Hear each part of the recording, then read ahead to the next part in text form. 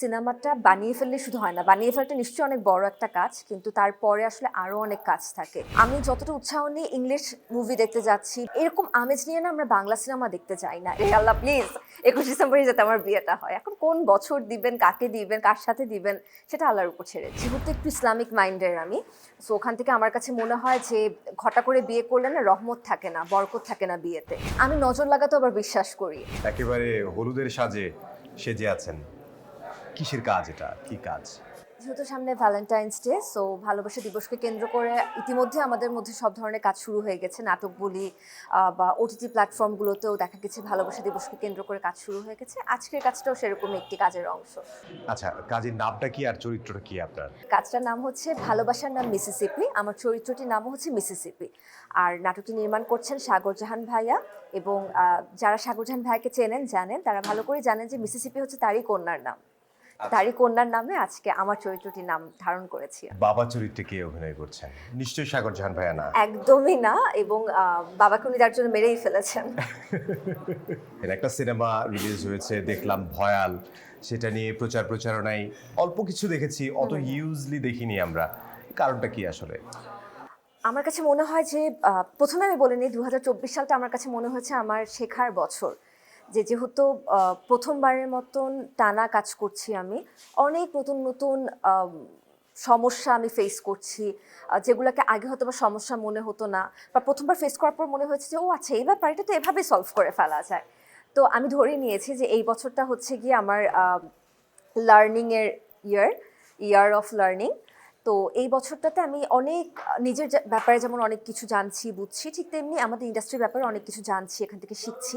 আমার কাছে মনে হয়েছে যে সিনেমার ক্ষেত্রে না আসলে প্রমোশনের জায়গাতে একদম শুরু থেকেই অ্যাক্টিভ থাকাটা উচিত, এবং এটার জন্য আমি বলবো প্রযোজক যারা আছেন, পরিচালক, প্রযোজক, তাদের এখানে আরও বেশি অ্যাক্টিভ থাকাটা জরুরি। আর সিনেমাটা বানিয়ে ফেললে শুধু হয় না, বানিয়ে ফেলাটা নিশ্চয়ই অনেক বড় একটা কাজ, কিন্তু তারপরে আসলে আরও অনেক কাজ থাকে।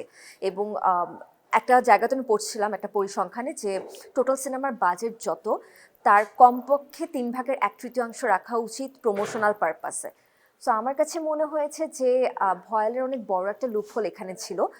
নির্মাতা তার প্রথম হল রিলিজ সিনেমার জায়গা থেকে তিনি তার সর্বোচ্চটা দিয়েছেন। হয়তোবা এই সিনেমার জন্য এর থেকে বেশি তার দেওয়ার ছিল না। সো যতটুকুনি দিয়েছেন অনেক ভালো দিয়েছেন, কিন্তু প্রচারণাটা যদি আরেকটু ভালো হতো, অ্যান্ড অলসো আমাদের দেশের অবস্থাও যদি আগের মতন স্বাভাবিক হতো, তাহলে হয়তো বা সিনেমাটা একটু ভালো কোনো অবস্থানে থাকতো। এখান থেকে একটু ছোট্ট একটু দুঃখ আছে আমার। ঈদ ছাড়া যে কোনো সিনেমাই, যত ভালো সিনেমাই হোক বা যাদের সিনেমাই হোক, সেটা অত ভালো চলে না। আপনি কি আমার সাথে একমত? না, not really. You are right, মানে এটা আসলে দেখা যায় সবসময়, কিন্তু এর বাইরেও কিছু সিনেমা আছেন, যেমন কাঠবিড়ালি সিনেমাটা ছিল, এবং আমি খুব চাচ্ছিলাম যে ভয়াল সিনেমাটা অ্যাটলিস্ট কাঠবিড়ালির মতন করে প্রচারণাটা হোক, বা দর্শক দেখতে আসুক হলে।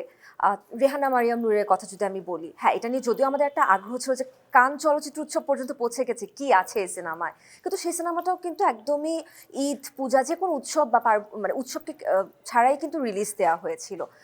ইভেন তো আমি যদি হাওয়া সিনেমার কথা বলি, যে সেই সিনেমাটাও ঈদ রিলিজড সিনেমার ঠিক 15 দিন পরে মুক্তি পায়।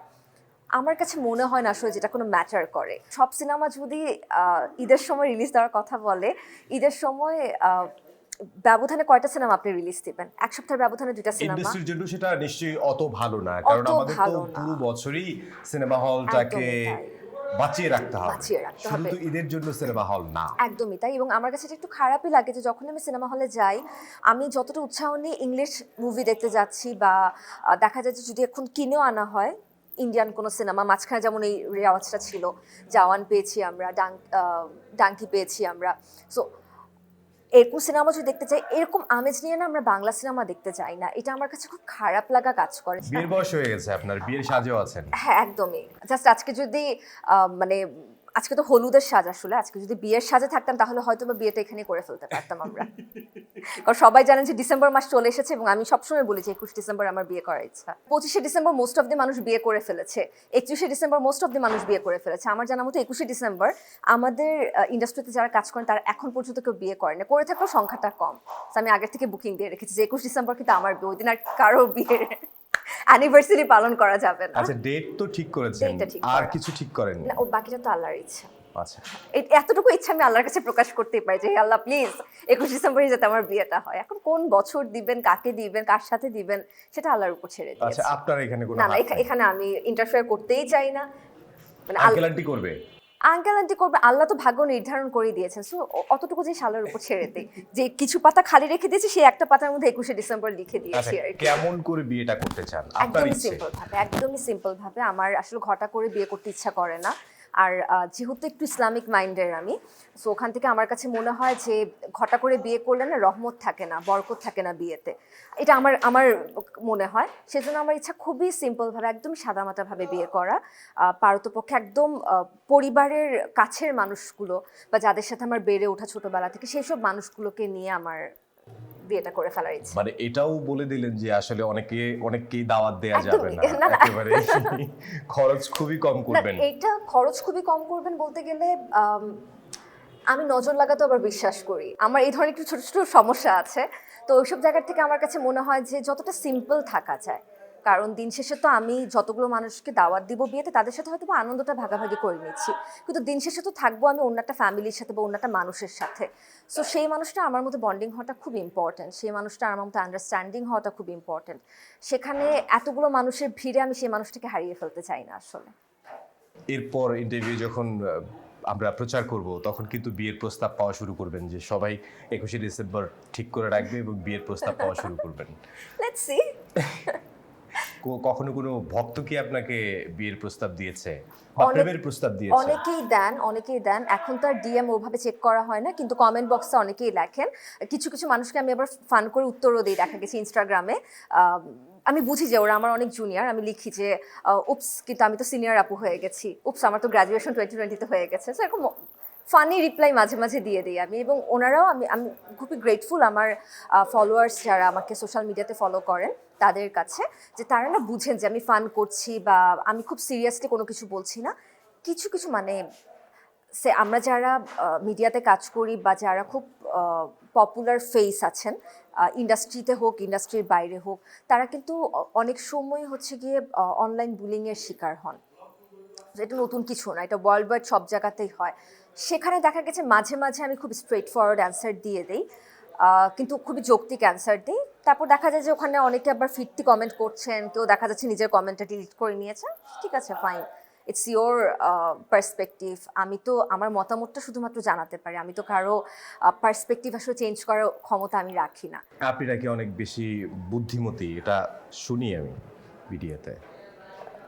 একটা প্রবাদ আছে না, লোকে যারে বড় বলে বড় সেই হয়, আপনারে বড় বলে বড় সেই নয়। দেখেন তাহলে যেটা আপনি- ভালো মনে করেন। তাহলে বিউটি ব্রেন। তারা মানে সবাই যদি এটা মনে করে তাহলে এটাই। খুব ভালো লাগলো। আপনার যারা দর্শক আছে, যারা আসলে ওয়েট করছে আপনার জন্য, আপনার কাজের জন্য, এবং 21শে ডিসেম্বর আপনার বিয়ে হবে, সেই বিয়ে খাওয়ার জন্য অথবা বিয়েটা দেখার জন্য তাদের উদ্দেশ্যে যদি কিছু বলতে। এখানে তো অনেকগুলো প্রশ্ন ছিল। যারা আমার জন্য ওয়েট করছেন তাদেরকে আমি বলবো যে আপনাদেরকে আমার জন্য অপেক্ষা করতে একদমই হবে না। যারা 21শে ডিসেম্বর আমার বিয়ে খাওয়ার জন্য অপেক্ষা করছেন তাদেরকে আমি বলে রাখছি সেটার জন্য আপনাদেরকে অপেক্ষা করতে হবে না, কারণ আপনারা দাওয়াত পাবেন না। Thank you so much for understanding. আর যারা আমার কাজের জন্য অপেক্ষা করছেন তাদেরকে আমি বলবো যে আর একটু ধৈর্য ধরে অপেক্ষা করুন, কারণ সামনে অনেকগুলো কাজ নিয়ে আপনাদের সামনে হাজির হচ্ছি। তার জন্য আসলে একটু বিরতি নিয়ে কাজগুলো আসছে হয়তো বা। বেশ কিছু কাজ আমি জানি যে ভালো হয়েছে, এখন আপনাদের কাছে ভালো লাগবে কিনা সেটা আসলে জানি না। সেই সবগুলো কাজ দেখার আমন্ত্রণ রইল। আমি কি কোনো অকওয়ার্ড কোশ্চেন করেছি যেটা আপনাকে অপ্রস্তুত করেছে? একদমই না, একদমই না। আপনার কাছে কি মনে হয়েছে যে ঠিকঠাক আছে? হ্যাঁ, তার হ্যাঁ। সাথে পরবর্তীতে আবার ইন্টারভিউ দেয়া যায়? একদমই দেয়া আছে। আমি সবসময় সবার সাথে ইন্টারভিউ দেই, কিন্তু যিনি আমার ইন্টারভিউ নেন তিনি আমার ব্যাপারে কখনো পড়াশোনা করে আসেন, এটা আমার খুব কষ্ট লাগে। আমি তো পড়াশোনা করে এসেছি। এটা আপনি তো জানেন না 21শে ডিসেম্বরের কথা, তো কিভাবে এটা পড়াশোনা তো করবেন? আসলে আমার কাছে খুব বেশি বড় ইয়া না, ইম্পর্টেন্ট ব্যাপার মনে হয় না। সেটা নিয়ে আপনি 3টা কোয়েশ্চেন করলেন। এই কারণেই বললাম আপনি নাকি অনেক বুদ্ধিমতী। আর একটু জব্দ হতে চেয়েছিলাম আমি আরো বিভিন্ন বিষয়ে, কারণ জব্দ হতেও অনেক সময় ভালো লাগে। তাই সুন্দরী না? মেয়েরা জব্দ করতে সময় ভালো চ্যানেল লাগে। কেন সময় মতো সব জায়গাতে পৌঁছে না? পৌঁছায় তো, সব জায়গায় পৌঁছায়। এই যে আপনি এসেছেন, আমরাও চলে এসেছি। ঠিক। আমি কিন্তু আমার ভয়েস আমার ওখানে দেখিনি। আপনি দাওয়াত দেননি? আমি তো আমরা জানি, আমরা খবর জানি, আমরা তাহলে সবকিছু কেন জানি, আপনারা আসলেন না? ভয়াল সিনেমা সম্পর্কে জানি, ভয়াল কোথায় শুট হয়েছে, আপনারা সিলেটে শুট করেছেন একটা সিলেটের কোথায় পুঞ্জিতে, বলেন? একটা নাম কি ছিল পুঞ্জিটার? পুঞ্জিটার নামটা আমি ভুলে গেছি, আমি জানতাম সেই পুঞ্জিতে, এবং সেখানে আপনি পাহাড়ের উপরে আপনাদের বা বিভিন্ন মানুষের বাড়িতে আপনার থাকার জায়গা ছিল, সেখান থেকে গোসল করতে আপনাদের অনেক কষ্ট করে হেঁটে যেতে হতো। একদমই না, এটা মিথ্যা কথা। এই ইনফরমেশন আমি জীবনেও দেই না। আমাদের প্রত্যেকটা ঘরের সাথে ওয়াশরুম ছিল। তাই অবশ্যই, এই যে দেখেছেন ইন্টারভিউয়ার কিন্তু পড়াশোনা করে আসে এটা নাই। আসলে অন্য একজন হয়তো আমাকে বলেছে, মিস ইনফরমেশন দিয়েছে, ডিসইনফরমেশনের মধ্যে আমি পড়ে গেছি আর কি। যাই হোক, থ্যাংক ইউ। মোস্ট ওয়েলকাম ভাইয়া।